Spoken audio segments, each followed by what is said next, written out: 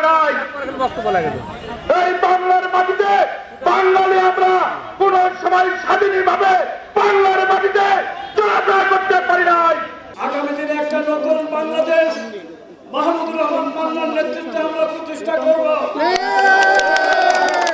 আগামী দিনে আমাদের যে স্বপ্ন, শিক্ষকবাসীর যে স্বপ্ন, কৃষক শ্রমিকের যে স্বপ্ন, ছাত্র জনতার যে স্বপ্ন, সেই স্বপ্ন পূরণ করার নায়ক মাহমুদুর রহমান মান্না।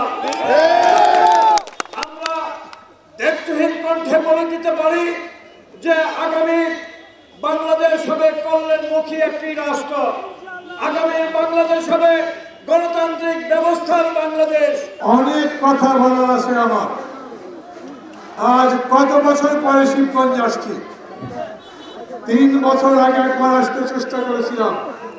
ওই মহাস্থান থেকে আটপুল পর্যন্ত আওয়ামী পান্ডা গুন্ডারা পথে পথে বাধা দেবার চেষ্টা করেছিল।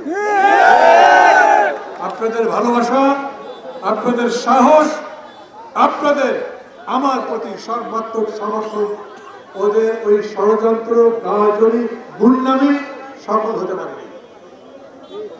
13 বছর নয় 15 বছর ধরে সারা বাংলাদেশ লুটপাট করে শেষ করেছে। এক বিদ্যুৎ প্রকল্প থেকে খোদ প্রধানমন্ত্রী শেখ হাসিনা 500 কোটি টাকা ঘুষ দিয়েছেন, পত্রিকায় দেখেছেন। এখন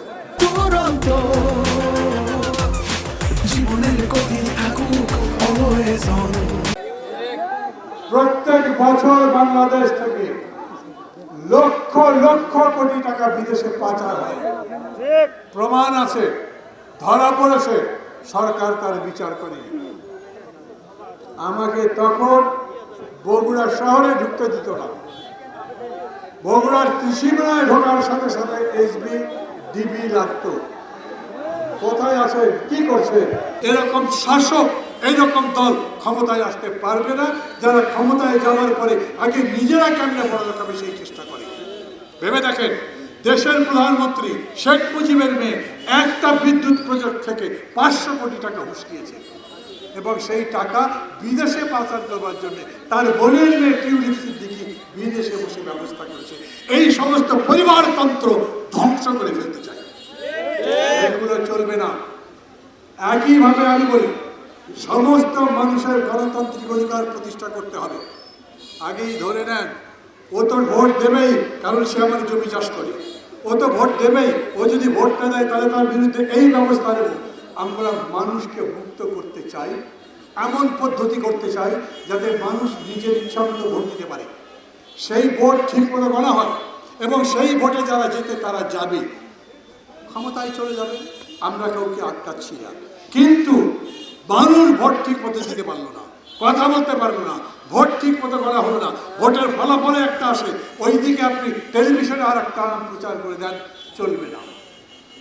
একইভাবে বলি, এই যে কাজ, এটা একটা অনেক বড় কাজ।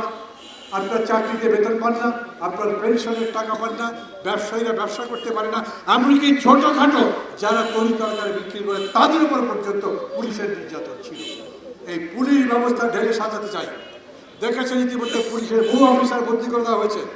সুপ্রিম কোর্টের প্রধান বিচারপতি চাকরি চলে গেছে, পদত্যাগ করে চলে গেছেন। আপিল বিভাগের 4 জন বিচারপতি পদত্যাগ করে চলে গেছে। কেন?